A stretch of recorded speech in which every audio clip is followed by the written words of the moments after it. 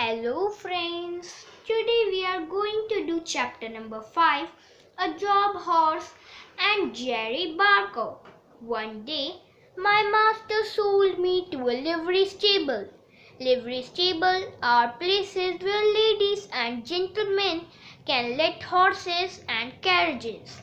They are not always nice places, but they fed me well and cleaned me there. I think our master did his best for us. I had many bad drivers at this place, but I was a job horse now, and I was let out to all kinds of people.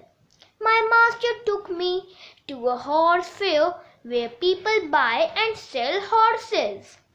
Many people looked at me, but there was one man I thought I could be happy with.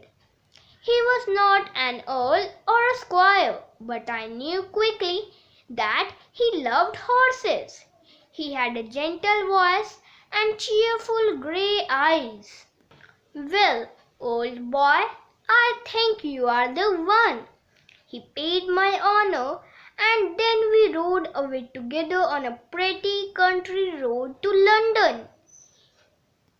It was night when we got to the city, and we turned into a very small street.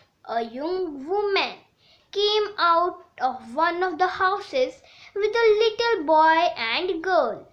They were very happy to see my new master. "Is he gentle, father?" "Yes, Dolly, as kitten as a gentle. Come and pat him." How good it felt when her little hand patted me on my neck. Jerry Barker, his wife Polly, and their children Harry and Dolly were gentle, happy people. They called me Jack, fed and cleaned me well, and patted me often.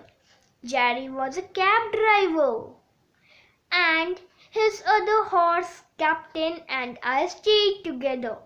Captain was tall, old, and white. The day after Jerry brought me home, I pulled the cab, and there was no checkrein to hurt me. Yes, I was very happy. Jerry was a good driver, and he never touched me with a whip. We never heard loud or mean words, and Captain and I felt good in this place. One Sunday, when we rested, Captain told me his story. When he was young, Captain was an army house, and he and his master fought in the Crimean War. Captain told me he loved to run into the battle when he heard the sound of trumpet. He was handsome then, and his master loved him and was very kind to him. He told me that the life of an army house was good, but many men and horses died in the war. One autumn morning, we heard the enemy's guns. Suddenly, a bullet flew close to my head and hit my master. He fell, and I never saw him again. And then they brought me back to England on a ship. A horse does not know why men fight, but the enemy must be very weak if we must go across the sea to kill them. Captain and I were great friends, but I am sorry to say that we were not together for a long time. One day he and Jerry took a gentleman to the railway station over London Bridge. On the way back, a large empty cart raced towards them. The driver beat his two huge horses with his heavy whip as they ran over the bridge. They raced around the other carts and horses, and suddenly they hit a young girl and ran over her. In the next moment, they hit Jerry's cab.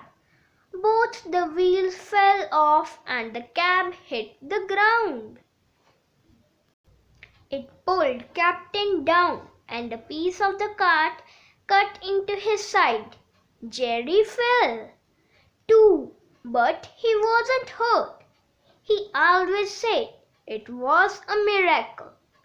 When poor Captain got up, he was deeply cut. Jerry led him home gently. The police took the driver to jail, but that did not help poor Captain. When the other drivers at the cab stand asked about the captain, Jerry could not say much. He's not doing well. I am losing a good horse and an old friend. Captain was a very old horse and Jerry did not want to sell him. He knew he could not find a good master for him for his last days. He thought a bullet in his head was the only kind thing for him. One day young Harry took me to get some new shoes, and when I came back, Captain was gone. Thank you.